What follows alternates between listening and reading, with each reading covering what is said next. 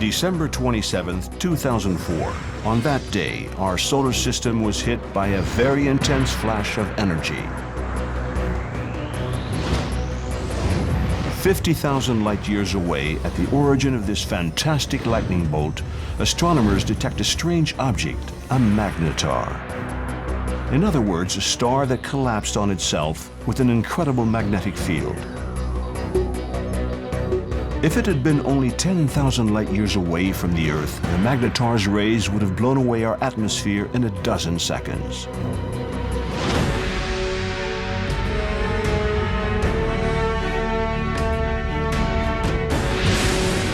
Today, global warming. But tomorrow, are we threatened by a new ice age? Could the Earth's magnetic field change and leave us defenseless against the sun's wrath?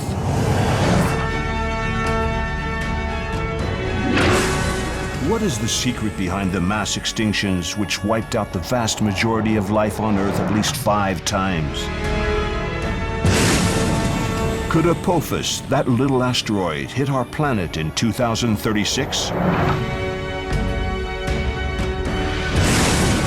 Gamma ray bursts are rays that come from the depths of space. This is the most dangerous and the least known of the cosmic hazards. From the dawn of humanity, men have looked up at the sky to read signs sent by the gods of a possible annihilation.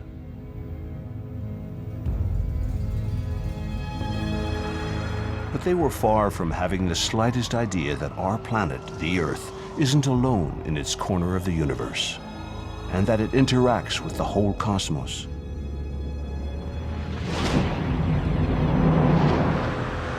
For example, today everybody is afraid of global warming caused by human activity. But this ignores the fact that the Earth's climate is decided outside of the Earth, in the complex mechanism that directs the planet's path around the sun.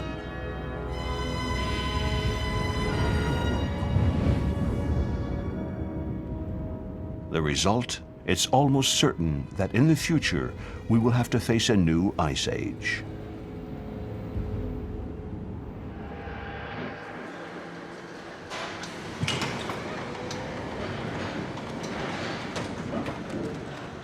Here we are in a frozen library at -25 degrees Celsius. In these cold storage rooms, researchers from the Grenoble Glaciology Laboratory preserve these precious archives taken in the Arctic and Antarctic expedition after expedition.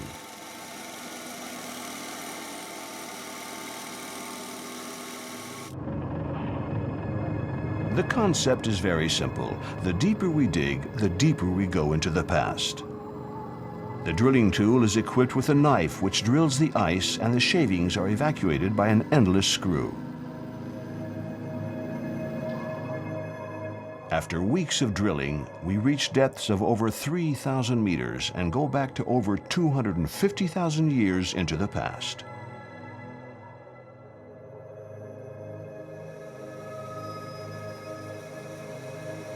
Once it's been cut, the ice cores give us remnants of the last ice age, which was 100,000 years ago. We call it the worm glaciation. What does an ice age look like? It typically looks like this. The whole of the northern hemisphere covered in ice. 2 kilometers of ice on Canada. The alpine glaciers spread to Lyon. We could walk from England to France. The sea level was at 120 below. There was a different vegetation from today. In the future, we expect these conditions to come in 40 to 60,000 years. The origin of an ice age isn't found on Earth, but much further in the sky. Remember this name, Milutin Milankovic, a Serbian geophysicist. He was the first to understand the astronomical causes of the great ice ages. And here are the planets responsible, our distant cousins, Saturn and Jupiter.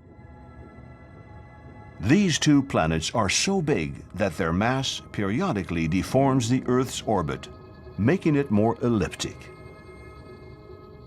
Since the sun is further away, the energy we receive from it lessens.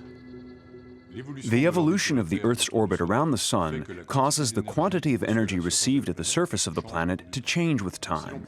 If we take winter snowfall at our latitudes, there needs to be enough energy during the summer to make it melt. If that energy is not strong enough, the snow is going to stay in the summer and form a glacier that is going to spread. This glacier reflects into space a big part of the sun's energy. This amplifies the phenomenon, thereby creating an ice age.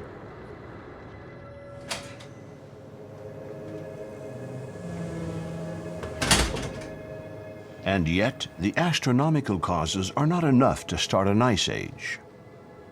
What more is needed? In this laboratory, researchers are collecting from the ice the air that was around on Earth during the last ice age. What do we observe? Ice formed 100,000 years ago shows less carbon dioxide in its little air bubbles than in ice formed between the ice ages. This crucial observation tells us that carbon dioxide has amplified astronomical parameters in order to enter into an ice age. Less rays from the sun, less carbon dioxide to hold them back. These are the two conditions for an ice age. The next one, they say, will be in 60,000 years. In this very distant future, will humanity be forced to leave the Earth trapped under the ice? It's not certain, because the future might have a huge surprise for us.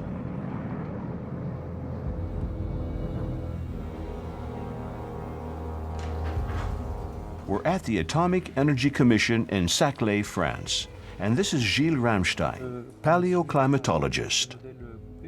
For years, he and his team have been developing computer models that show 3 possible scenarios in the future. Everything depends on us, and on the way we will continue or not to disturb the climate by sending carbon dioxide into the atmosphere.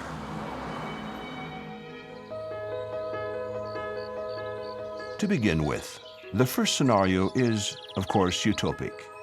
It supposes that humanity, in its infinite wisdom, stops the damage right away. In this case, the cycle of the ice ages follows its natural course. As we can see, the next one starts in 50,000 years and peaks in 150,000 years.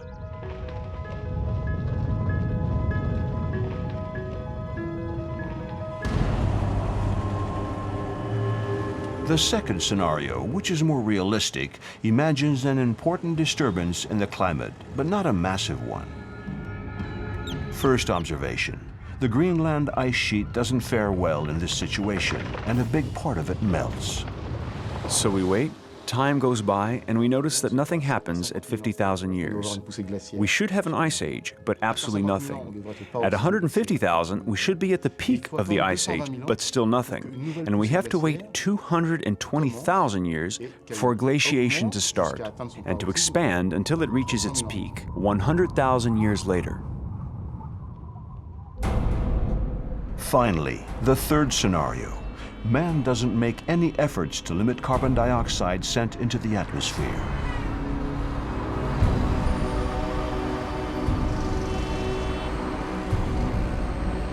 And this time, Greenland disappears at the very beginning of the simulation.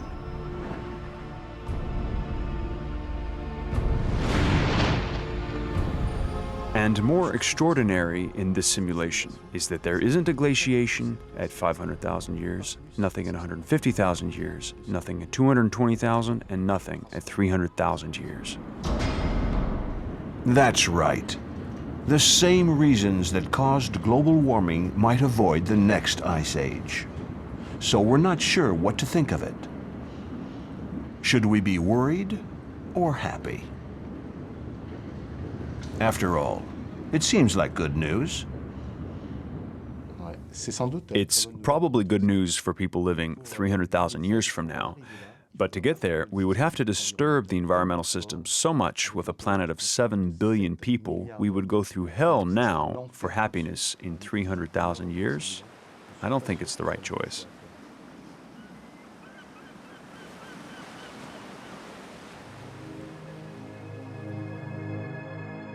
But we're not there yet. For now, let's not forget that the Earth is first a planet before it's our home. Its logic is that of a planet, not our logic. Here's more proof of it.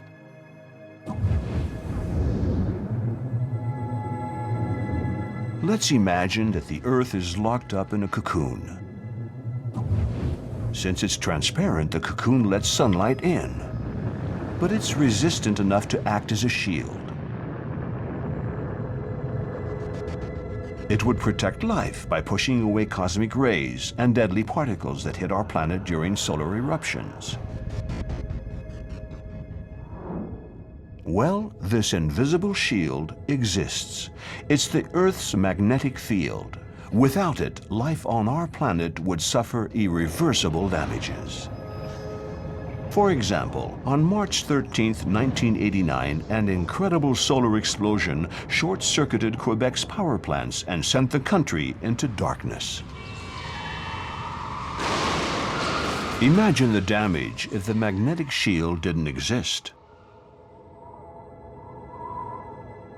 The only exception is the beautiful northern lights, created by particles from solar winds that manage to get through the barrier of our magnetic field. They disturb our radio waves and can be dangerous for astronauts.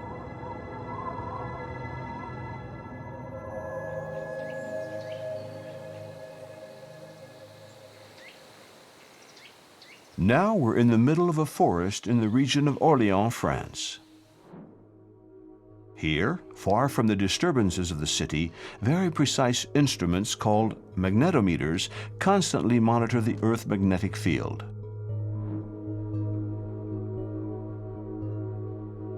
Because we know today that our magnetic field isn't stable, and it can even invert.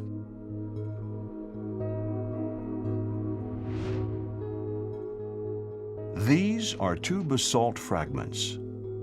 One is 900,000 years old, the other one is more recent. Let's get them closer to a magnetometer. The more recent basalt has traces of the direction of the current magnetic field. North is north and south is south.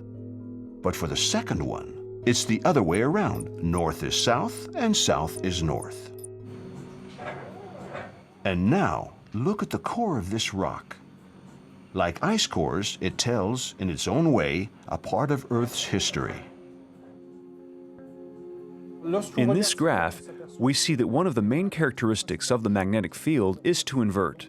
During these periods of inversion, the magnetic pole switches either from north to south or from south to north. In this rock core, which is 2 million years old, we can see 4 inversions which took place in that amount of time.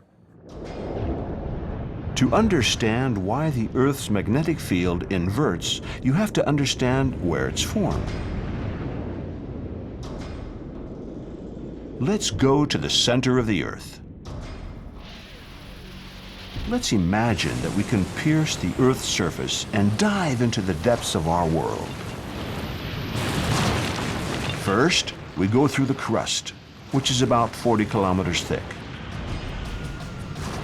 The temperature and the pressure increase. Then we reach the thickest layer, the mantle. It represents 80% of the Earth's volume alone.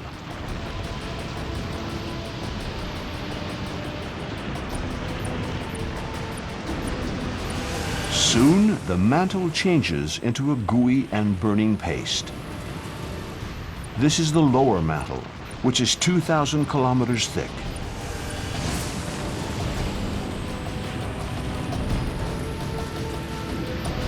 At a depth of 2,900 kilometers, we enter the liquid core, an ocean of iron and fusion. The liquid core is boiling hot because at every instant it has to expel to the surface the terrible heat of the center of the Earth.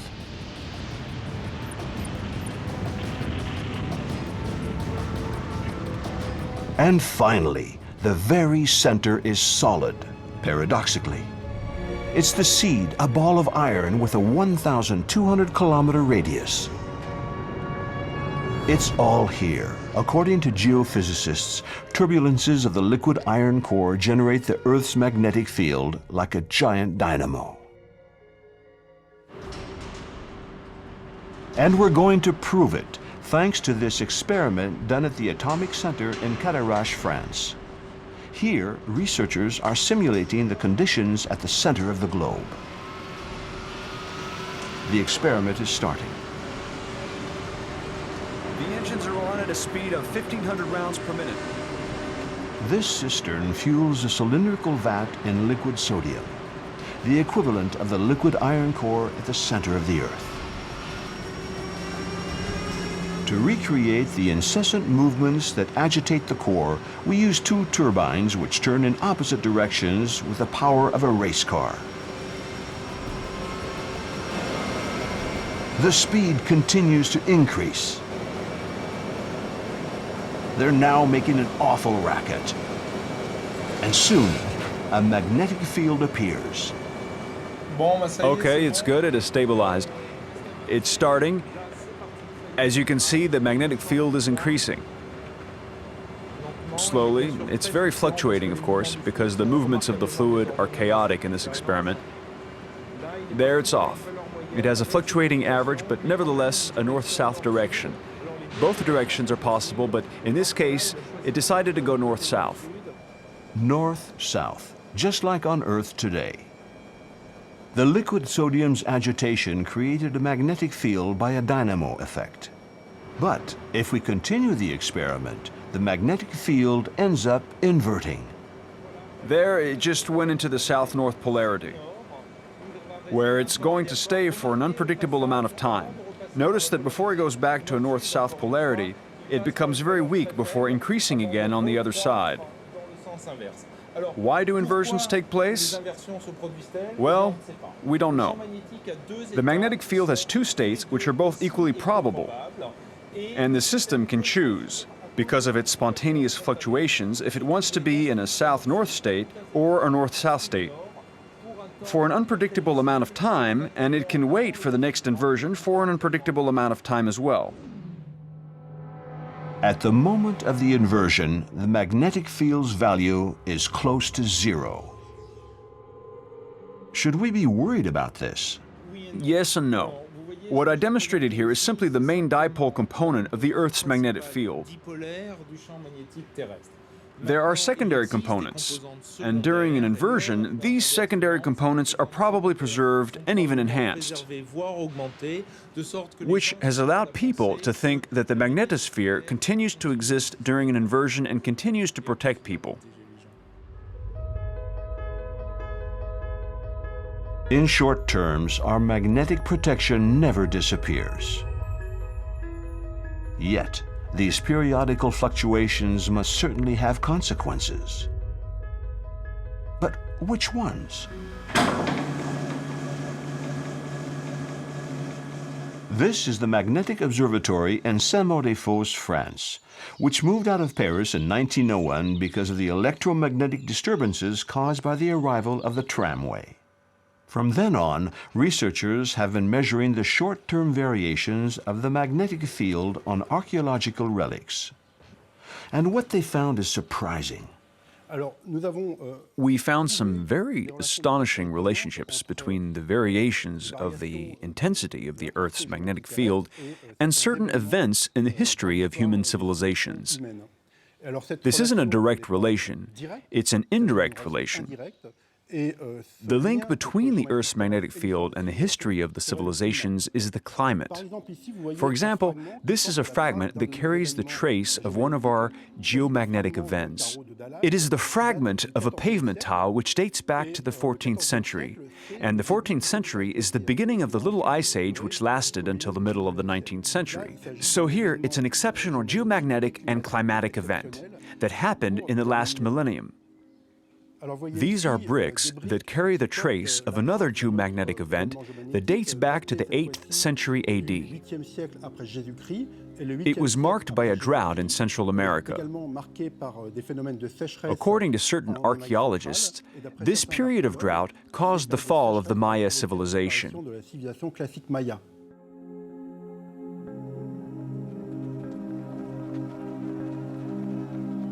Identical correlations have been established between these peaks in magnetic intensity and the downfall of the Akkadian Empire in Mesopotamia around 2200 BC, or the downfall of the ancient Egyptian Empire around the same time.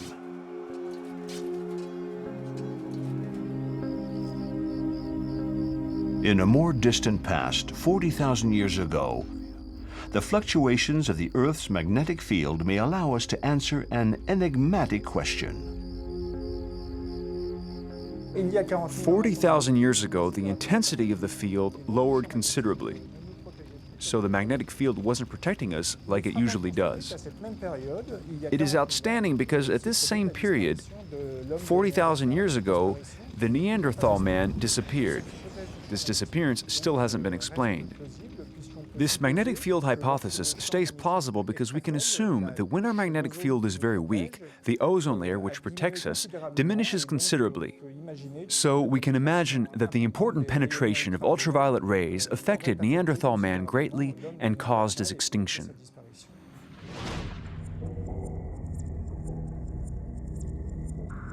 But let's not put words in researchers' mouths. The fluctuations of the Earth's magnetic field don't write alone the history of civilizations. Mankind is at the center of the stage. But the theater is also important, and let us remember that the theater is a planet.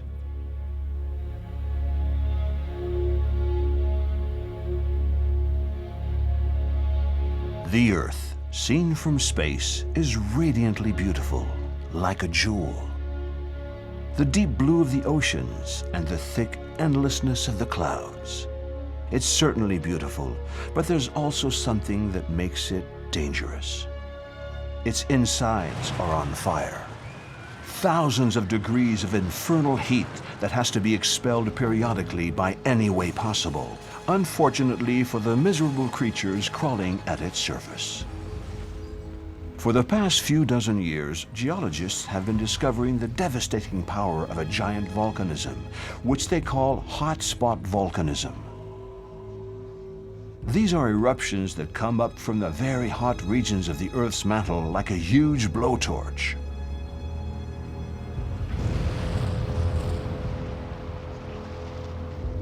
And yet, on the planet, a region still bears huge scars from this, the Deccan Traps, in India to the south of Mumbai. To get to the location of the famous traps, we took the highway from Bombay to Pune.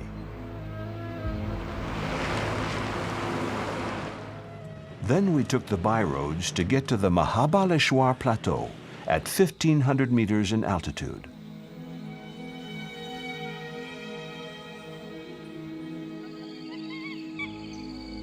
There, our guide asks us to follow him on a promontory. And all of a sudden, there are the traps, as far as the eye can see.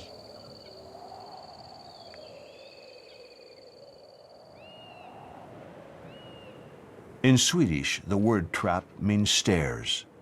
It describes the site very well.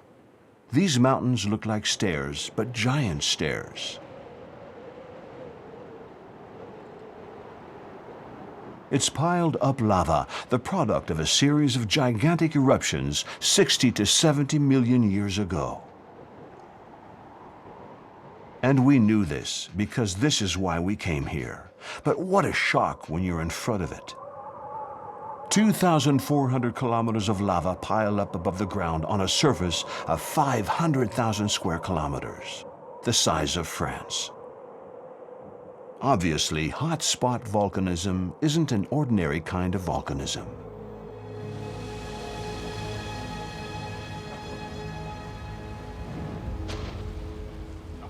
Why is hotspot volcanism so violent? There are two things: the volume of the lava and the speed at which it comes out. The volume of the lava is gigantic because probably this volcanism comes from the very depths of the Earth's mantle. At almost 3,000 kilometers under our feet, an instability forms itself, sort of like in those famous lava lamps, those lamps from the hippie generation where we saw a ball of red wax lift up, heated by a light bulb. When the head reaches the surface, it breaks the surface and erupts, and it will have a huge volume.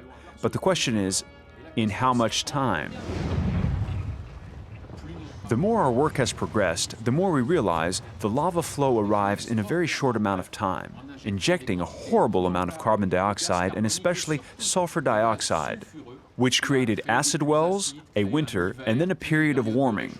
In sum, a horrible environment which led to the extinction of the species. The history of life on our planet has been marked by terrible catastrophes. To convince you, let's use an image. Let's follow the boat of life on a 500 million year journey. There are 5 big catastrophes, 5 periods where, on a very short amount of time, geologically, an important part of life on Earth disappears. The first of these catastrophes, this tsunami, which is going to affect the extinction of the species, happens 440 million years ago at the end of the Ordovician era.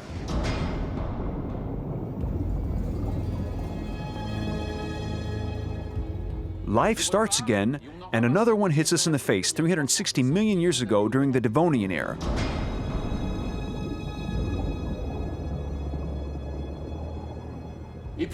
And then life starts again. It seems to have leveled off. Here we have the impression that our boat is sailing on a calm sea. But no, it isn't a calm sea. There are 2 extinctions which are the most violent in the history of life. Extinctions which, globally, are going to wipe out 95% of the species, maybe 99% of life on Earth. Which means that life was 1% away from being completely extinct. Everything will need to start again from the beginning. Can you imagine the billions of years it would have taken? But that 1%, our actual ancestors and the ancestors of all the life we see on Earth today, and it starts again, better than before, and the diversity is greater than during the primary era. But tough luck, at the end of the Triassic period, 200 million years ago, there's the 4th shock.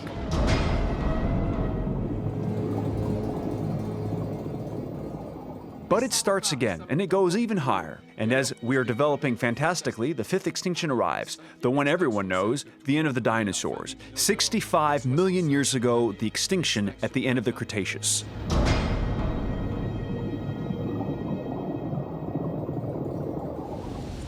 According to Vincent Cortillo, all of these extinctions, except the one of the Ordovician, are linked to traps that have been located.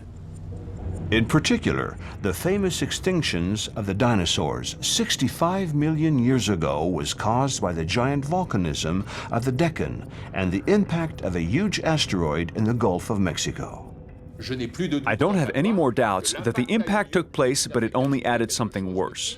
To an event that had already started and that happened to provoke all of the other extinctions without the intervention of an asteroid.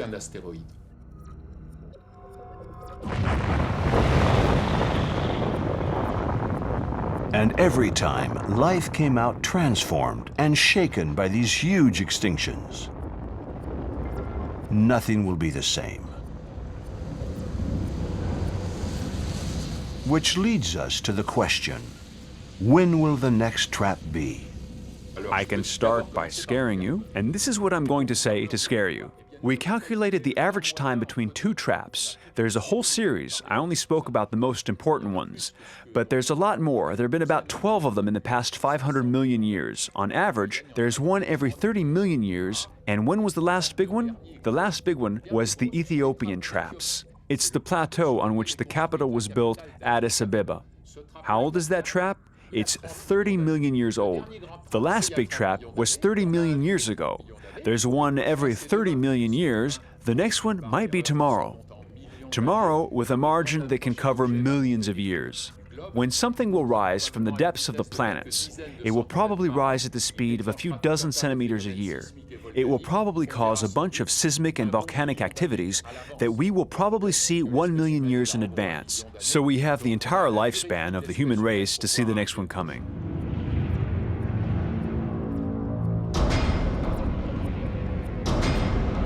Let's go back to the asteroid that contributed to the extinction of the dinosaurs 65 million years ago.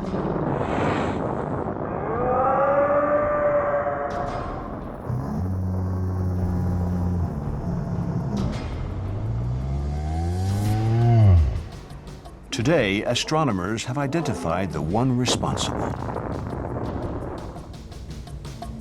A 10-kilometer fragment from the Baptistina family, a group of bolides that escaped from the asteroid belt, which roams not far from our planet.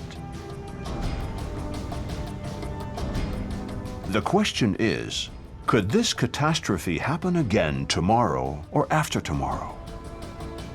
The answer is maybe. Blockbusters have not failed to use this argument.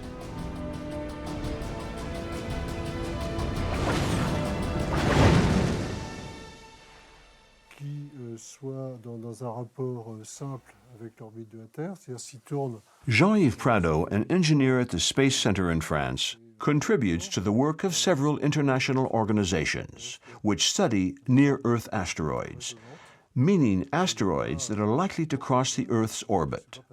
6,674 have been identified, and 1,086 of them are potentially dangerous.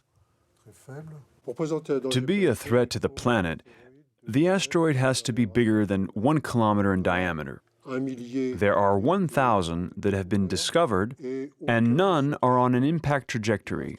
There are still a few dozen that we have to identify.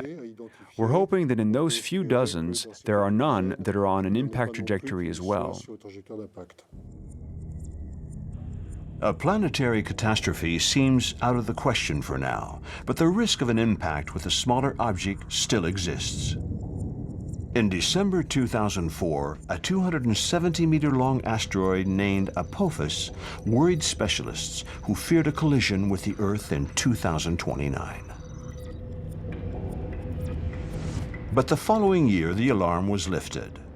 New observations show that Apophis is going to miss the Earth by 32,000 kilometers, so we relaxed. But maybe we're wrong.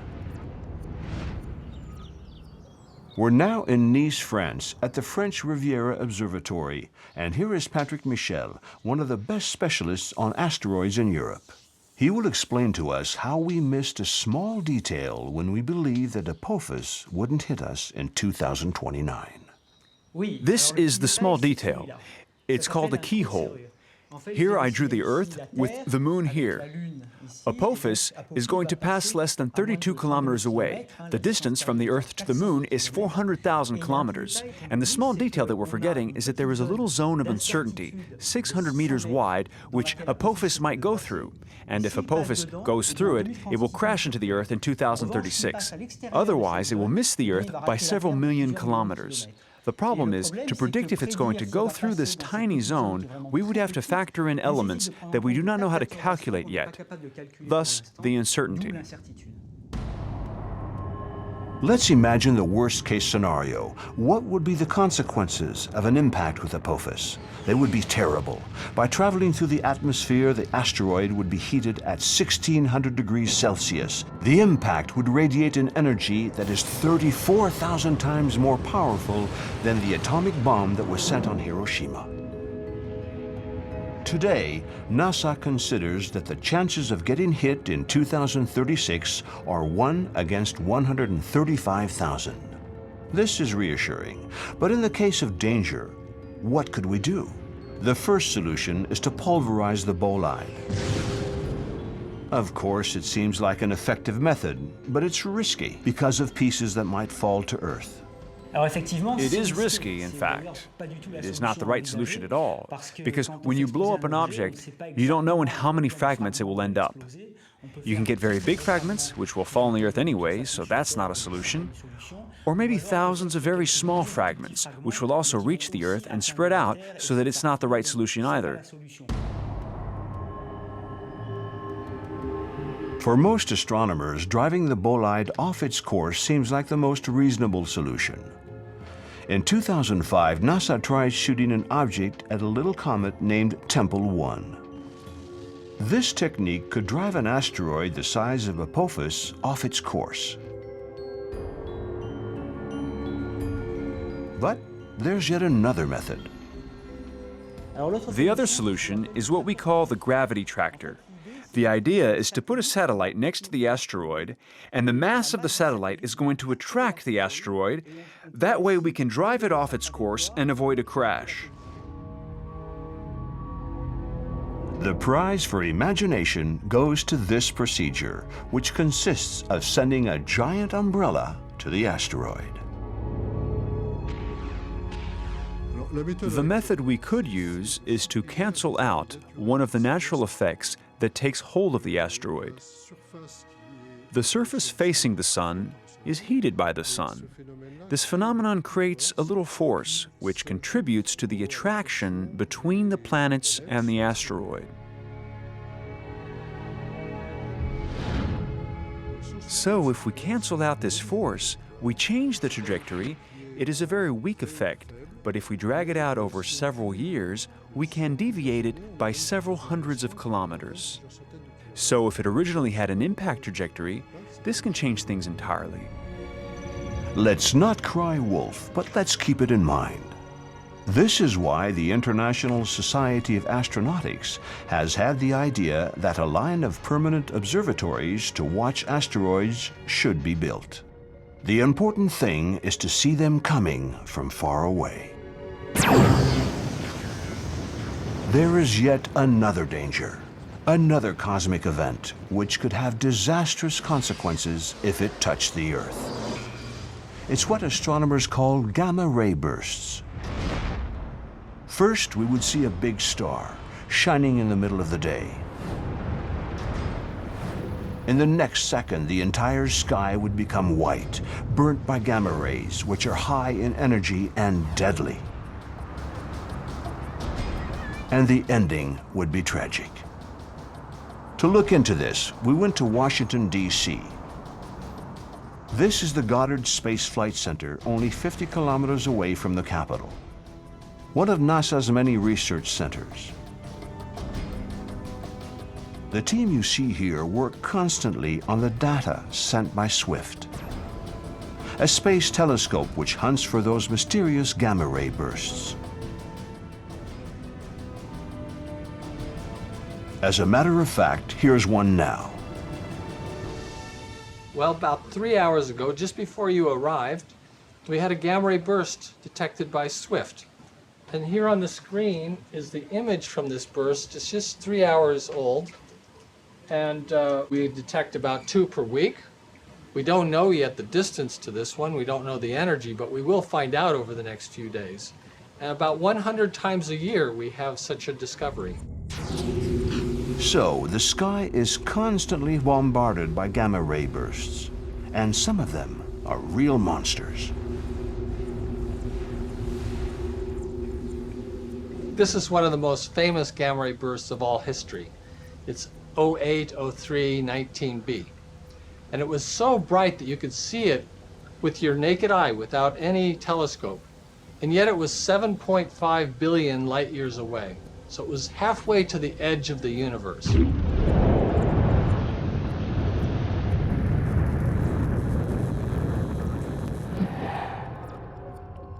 But what is a gamma ray? Well, it's very easy to understand when you look at the electromagnetic frequency spectrum. Gamma rays are the shortest wavelength part of the electromagnetic spectrum. So you start with radio waves, and then you go through infrared, visible, X-rays, and gamma rays. Radio waves are very long waves. Gamma rays are very short. And the shorter you go, the more energy these light waves carry. So gamma rays have a lot of energy. They're actually dangerous. We use them for medical imaging, but nuclear weapons, nuclear bombs also produce gamma rays. Big bomb.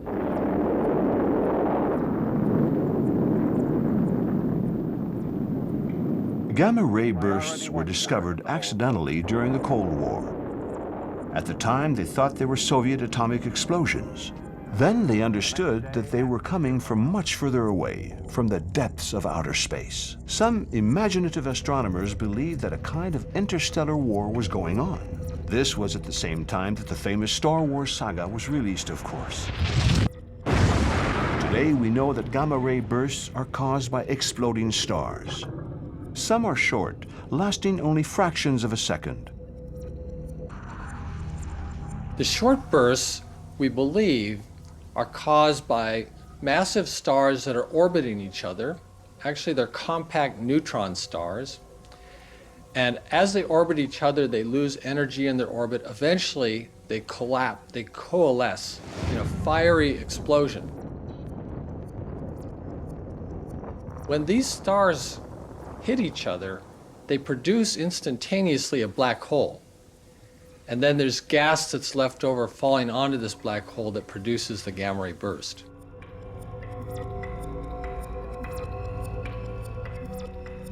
Long bursts, which last several seconds, are caused by the explosion of huge stars, 40 to 100 times bigger than the Sun. And a massive star like that evolves in a different way than our Sun. The core nuclear fuel burns up quickly, and then it collapses. And it collapses to a black hole. And when that happens, all of the gas of this star starts falling into this black hole. There's a tremendous amount of energy falling into a tiny amount of space, and it's that explosive collapse that produces the gamma ray burst. Don't worry, most of the time gamma ray bursts happen too far away for us to worry about. And their rays spread out into the universe. Yet, in the distant past, the rays from a gamma ray burst may have hit our planet and left some major consequences. Let's take our boat of evolution backwards. We saw 5 massive extinctions. Geologists are able to explain the last 4. But the first one couldn't be explained. What if it was a gamma ray burst after all? To answer this enigma, we went to Topeka, the capital of Kansas. This is Brian Thomas, astrophysicist and professor at Washburn University. He's going to tell us what happened 450 million years ago. Our hypothesis is that a gamma ray burst occurred about 450 million years ago over the southern hemisphere and caused the extinction of the trilobites, which were the dominant life form at the time.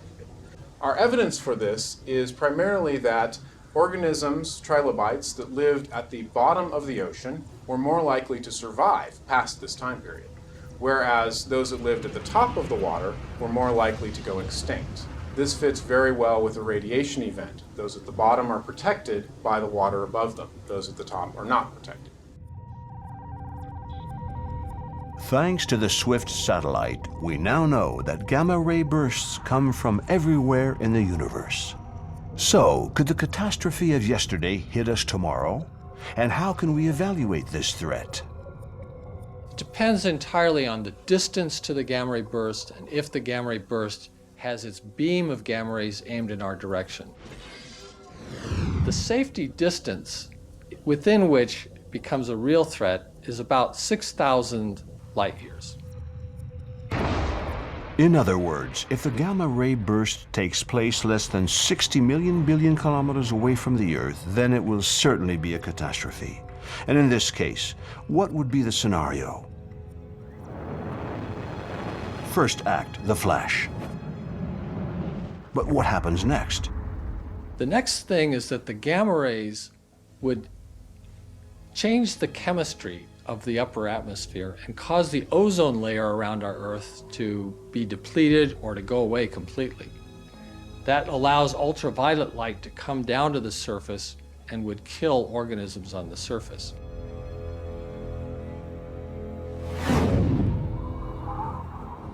Very quickly, the atmosphere would be filled with nitrogen dioxide, a brownish-reddish gas similar to the one caused by car pollution.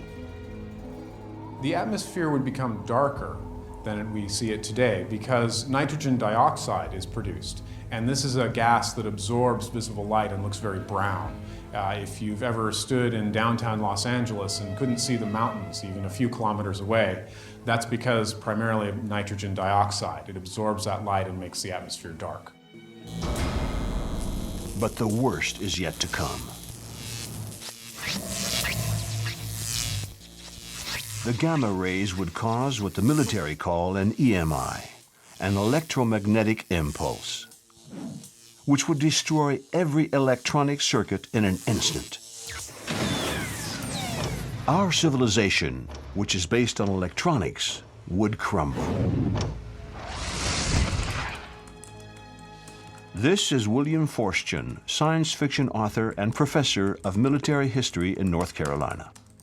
In a recent novel based on reports by military experts, he imagined the consequences of an electromagnetic impulse caused by the explosion of a nuclear bomb above the United States. The situation would be identical, but much worse if it was a gamma ray burst. The very first effect would be rather startling, but commonplace. The electricity turns off. All the power for the city of Paris, for example, shuts down. Air traffic control shuts down.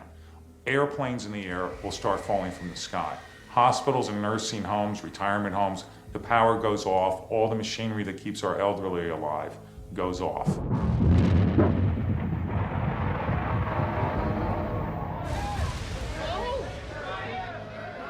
At the end of the first day, every major city will become uninhabitable. There's no water, there's no sanitation, no medical facilities will work. For example, people with pacemakers. The pacemakers most likely will short circuit. People requiring medication every several hours. They'll start dying. People in hospitals and retirement communities will be suffering terribly. What happens if it's in the winter? No heat. In the summer, no air conditioning. Within a day, your city becomes uninhabitable. After a week, the city is now uninhabitable. 10 to 20% of the population might already be dead. There's no longer any food. Where do you go to get your food? In other words, every major highway will be filled with refugees, desperate for food, desperate for clean water, desperate for protection. Let me present you with another question. What do you do with people in prisons? Do you leave them in the prison and let them die? Do you shoot them or do you let them go? These are the type of moral questions every person would have to face. It will mean a vicious world where people will have to fight to survive. After a year, the survivors, those few that are left, are the ones that are tough, are lucky, know how to band together with other people, or are extremely vicious. I mean, in the most dangerous way possible. Gangs and such might survive. Citizens who know how to protect themselves over the last little pieces of food that might be available. And it's not over yet. Here's the third phase of the extinction. The nitrogen dioxide is produced mainly in the stratosphere, and it stays there for many years. And as a consequence, it would reduce the sunlight that reaches the Earth's surface. That would lead to global cooling and probably an ice age. Once again, the chances of such a catastrophe happening are very low, but not entirely inexistent. Around 7,000 light-years away from the Earth, which isn't that far after all, there's a huge star close to the end of its life. Eta Carinae, a star that is 150 times more massive than the Sun. Well, we know that Eta Carinae is the type of star that might produce a gamma ray burst. The main question is whether or not the rotation axis of the star is pointed towards the Earth. There's some uncertainty about this. If it is directed at the Earth, then it's within a distance which would cause major effects at the Earth. If it is not directed at us, then we probably would see it more as a normal supernova, and it's too far away for that kind of event to cause any major effects here. Let's say it again. Today, we couldn't do much against a gamma ray burst. Should we really worry about it? Fortunately, as we've seen, the risk is low. But there's more. On several occasions during its long history, life on Earth has crossed the path of cosmic hazards. It has often been wounded, but never killed.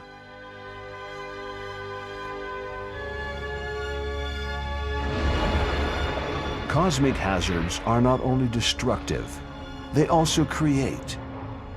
The explosions of massive stars are dangerous, but they also spread out into space heavy atoms, which construct the molecules that are the basis of life. As for the cosmic rays that are sent by these explosions, they cause mutations in the DNA of the ocean. And sometimes it's for the best, because it's perhaps one of these mutations, a few million years ago, which allowed a great ape to stand on its hind legs and evolve one day into Homo sapiens.